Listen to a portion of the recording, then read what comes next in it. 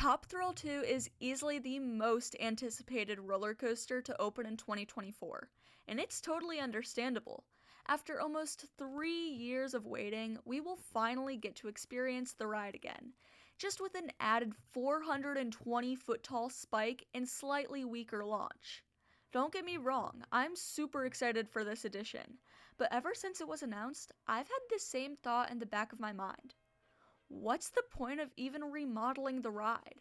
As many of you watching probably already know, in August of 2021, a woman named Rachel Hawes was standing in line for Top Thrill Dragster at Cedar Point when a train flew by and a piece fell off the ride, hitting her in the head. It was truly a terrifying and tragic incident that caused the ride to become standing but not operating from that day onward. In September of 2022, Cedar Point gave us closure about the ride's future, simply stating that in some way, shape, or form, Top Thrill Dragster would be staying. But ever since then, there was countless speculation about the ride. Would it have a spike? A second top hat? Would it be the first coaster to break the 500-foot barrier? Well, on August 1st, 2023, Cedar Point officially announced Top Thrill 2, a triple-launch LSM reimagining of Dragster with a 420-foot tall added vertical spike. This didn't surprise that many enthusiasts, but ever since finding out what the new project was going to be, there are more aspects of it that make me question why Cedar Point is remodeling this ride in the first place.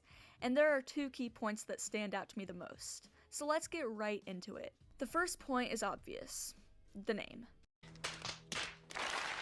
When the name was announced, practically every single roller coaster enthusiast complained, and in my opinion, rightfully so.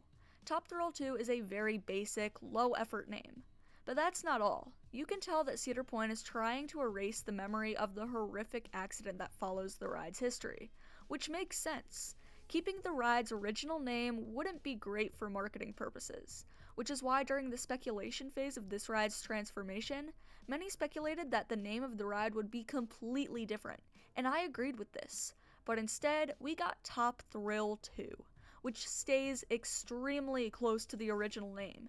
They couldn't even play it off as a completely different ride if they wanted to, as the name is just too similar. My second point is very similar in regards to something that they should have changed completely, but didn't.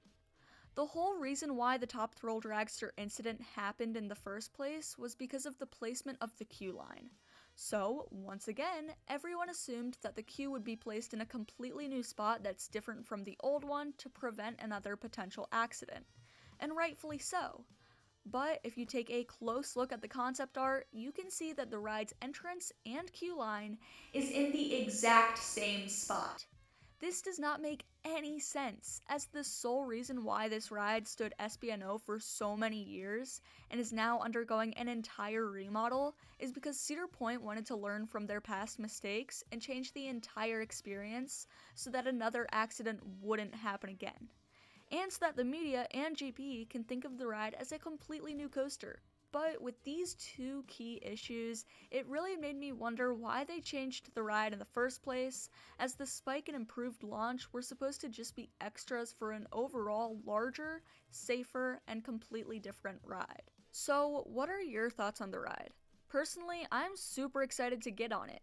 But judging by the key reasons that I stated earlier, I'm not fully convinced that the project was necessary in the first place. So, thank you all so much for watching, and I will see you all in the next video.